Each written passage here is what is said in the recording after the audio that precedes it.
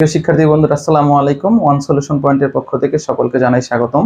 আজকে আমরা আলোচনা করব নবম দশম শ্রেণীর উচ্চতর গণিতের 10.1 অনুশীলনীটা নিয়ে, এবং আজকে কিন্তু আমরা এই অনুশীলনীর 4 নংটা করব। তো আশা করি তোমরা পুরো ভিডিওটা দেখবে যাতে আজকের ক্লাস সম্পর্কে পরিপূর্ণ ধারণা লাভ করতে পারো। তো চলো শুরু করা যাক। আমরা যদি আমাদের প্রশ্নটা একটু লক্ষ্য করি, দেখো আমাদের প্রশ্নে কি দেয়া আছে। এখানে বলা হচ্ছে x এর ঊর্ধ্বক্রম অনুসারে নিম্নোক্ত দ্বিপদী সমূহের প্রথম 3টি পদ নির্ণয় করো, এবং কতে বলা হচ্ছে 1 - 2x হোল টু দি পাওয়ার 5, আর খতে দেয়া আছে 1 + 3x whole to the power 9। তো এখানে আমরা কি করব, x এর ঊর্ধ্বক্রম অনুসারে আমরা সাজাবো এবং সেখান থেকে আমরা প্রথম 3টা পদ নির্ণয় করব। ঊর্ধ্বক্রম অনুসারে সাজানো মানে হচ্ছে x এর ঘাতের ঊর্ধ্বক্রম অনুসারে সাজানো, মানে x এর ঘাতটা এরকম হবে না, x এর ঘাত এখানে এরকম x² x3, মানে এখানে 1, ঠিক না? এই x এর ঘাত কিন্তু আস্তে আস্তে কি হচ্ছে দেখো, 1 2 3 আস্তে আস্তে কিন্তু এরকম বাড়তেছে। তো এরকম সাজাবো ঊর্ধ্বক্রম অনুযায়ী, মানে হচ্ছে ছোট থেকে আস্তে আস্তে আমরা ঘাতগুলাকে ঊর্ধ্বক্রম অনুসারে মানে বড়র দিকে সাজাচ্ছি, ঠিক আছে? তো আমরা এখানে কতে দেখো কি বলছি, দ্বিপদী উপপাদ্যের সাহায্যে, যে ক এর অংশটা হচ্ছে এটা, তো এটাকে আমরা দ্বিপদী উপপাদ্যের সাহায্যে আমরা 3টা পদ পর্যন্ত নির্ণয় করব, প্রথম 3টা পদ। তো আমি কিন্তু এখানে একটা কথা বলছিলাম যে যদি মাঝে মাইনাস থাকে তাহলে আমরা যেন মনে মনে এরকমটাই চিন্তা করি, 1 মানে প্রথম অংশটা একদিকে আর প্লাস দিয়ে মাইনাস অংশটা আরেক দিকে, হ্যাঁ? তাহলে আমরা এইটাকে ধরবো এই দ্বিপদী রাশির প্রথম পদ 1 কে, এই -2x কে ধরবো দ্বিপদী রাশির দ্বিতীয় পদ, আর এটা হচ্ছে প্রথম পদ। এটাকে আমরা রাশি বলবো, দ্বিপদী রাশি, হ্যাঁ? আর ওই পাশে যেটা সমান সমানের, এখানে আমরা যে কাজটা করি এটা হচ্ছে দ্বিপদী বিস্তৃতি। আমরা প্রথম কিভাবে এটার বিস্তৃতি করি, আমরা এখানে প্রথমে যে পাওয়ারটা আছে সেই পাওয়ারটা লিখবো, আর নিচে লিখবো 0, এই যে লিখছি। তারপর কি লিখবো, এই যে প্রথমে যে আছে, হ্যাঁ আমাদের এখানে প্রথম কিন্তু 1 আছে, তো এই 1 এর পাওয়ার হবে এই সর্বোচ্চ পাওয়ারটা, এই দ্বিপদী রাশির পাওয়ার যেটা 1 এর পাওয়ার হবে সেটা 5 ইনটু, এবার দ্বিতীয় পদে কি আছে দ্বিপদী রাশি, সেটা হলো -2x আছে, তাই তো? এটার পাওয়ার হবে 0।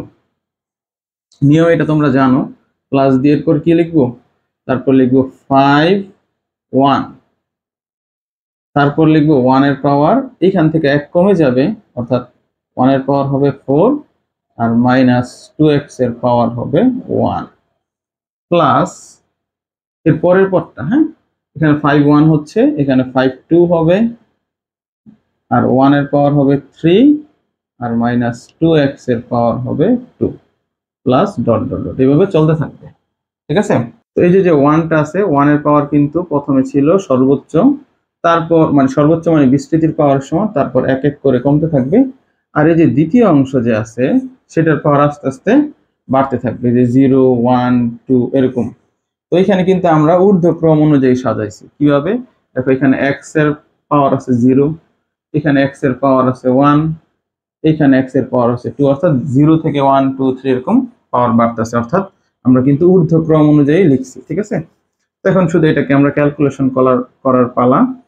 দেখো 50 মানে হচ্ছে 1, তোমরা এটা মনে রাখবা সব সময়, চিহ্নের এখানে যদি 0 থাকে এই চিহ্নটার, তাহলে আমরা সর্বদাই 1 দিব। আরেকটা জায়গায় 1 হয়, সেটা হচ্ছে যদি উপরে আর নিচে সমান হয়ে যায়, হ্যাঁ এই চিহ্নের উপরের অংশ নিচের অংশ যখন সমান হবে তখন 1, আর যখন উপরে যাই থাক নাকি নিচে যদি 0 হয়ে যায় চিহ্নের, সেটার মানও 1 হবে। তো এটা কেন এরকম হয় সেটা আমি কিন্তু 10.2 অনুশীলনে যখন বেসিক ক্লাসটা আপলোড করব তখন ওই বিষয়ে বিস্তারিত আলোচনা করব।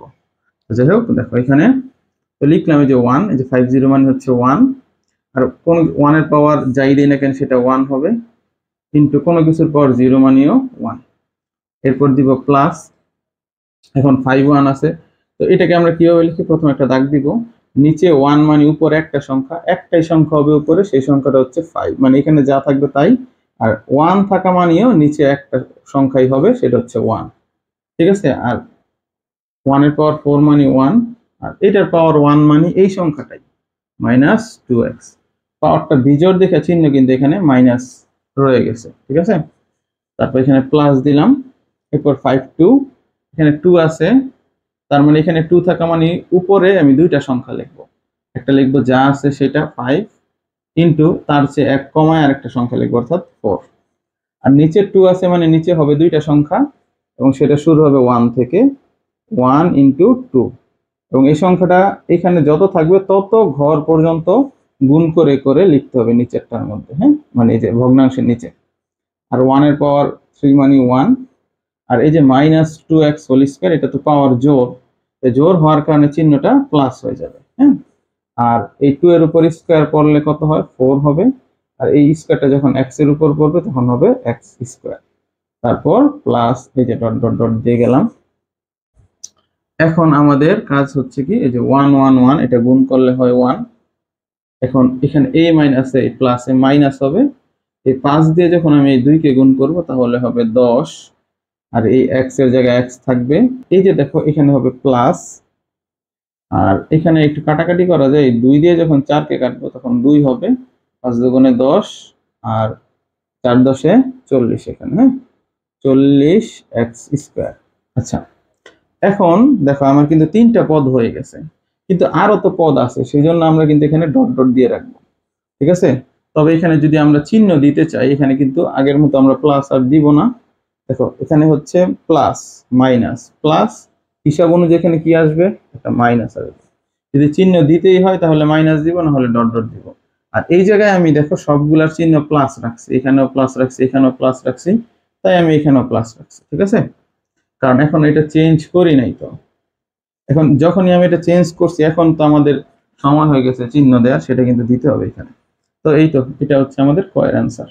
তো আশা করি বুঝতে পারছো, অঙ্কটা খুবই ইজি। তো দেখো এখানে খ নাম্বার লিখতে পারি আমরা এরকম, দ্বিপদী উপপাদ্যের সাহায্যে। এটা কিন্তু খ নাম্বার করতেছি আমরা। তো খতে দেখো কি দিয়ে আছেন, 1 plus 3x whole to the power 9। তো 9 আছে এখানে, কোনো সমস্যা নাই। আমাদের নিয়ম একটা, এখানে এটা একটা অংশ আর এটা আর একটা অংশ। তো দেখো এখন আমরা কি করি, প্রথম হচ্ছে যে পাওয়ারটা আছে সেটা আগে লিখবো, আর শুরুতে আমরা 0 দিয়ে স্টার্ট করব। পাওয়ারের পর এখানে 0 দিয়ে স্টার্ট করব, ঠিক আছে। ইনটু এই 1 এর পাওয়ার কত হবে, 9 হবে। আর এই 3x এর পাওয়ার কত হবে, 0 হবে।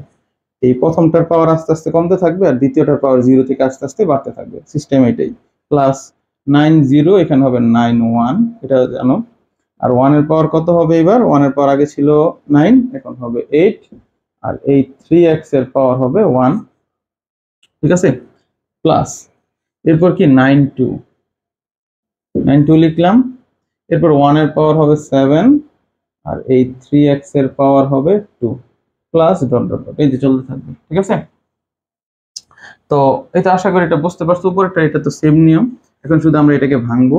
তাই আমি কি বলছিলাম, এরকম যদি উপরে যাই থাক না কেন, উপরে যদি a আর নিচে 0 থাকে এই চিহ্নের, তাও সেটার মান হবে 1, ঠিক আছে।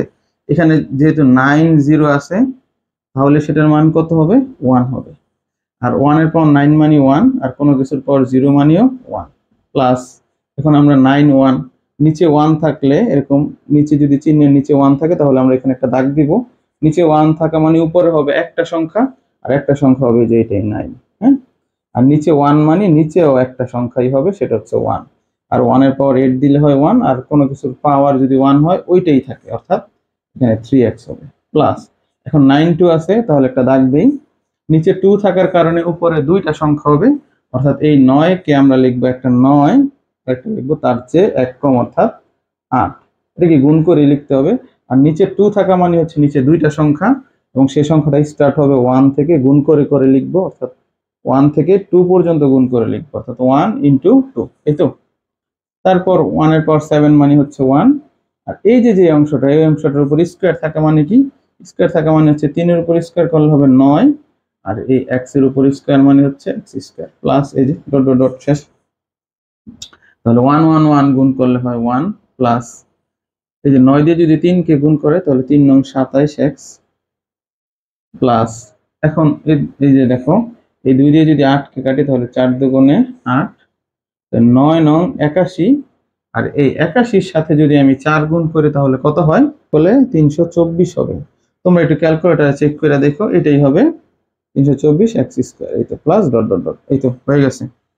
তো এখানে কিন্তু আমাদের 3 পদ করতে বলছে দেখে আমি এই এতটুকু পর্যন্ত করলাম, আর বেশি লিখলাম না। কিন্তু আমাদের যদি এখানে কিছু পদ, এখানে 3 পদ এই কথাটা না উল্লেখ করা থাকতো, তাহলে কিন্তু আমাদের সবগুলাই এরকম করতে হতো। তো এটাই হচ্ছে অ্যান্সার। ঠিক আছে, এই তো। তো এতক্ষণ আমাদের পাশে থাকার জন্য ধন্যবাদ। আমাদের পরবর্তী ভিডিও দেখার আমন্ত্রণ রইল। আল্লাহ হাফেজ।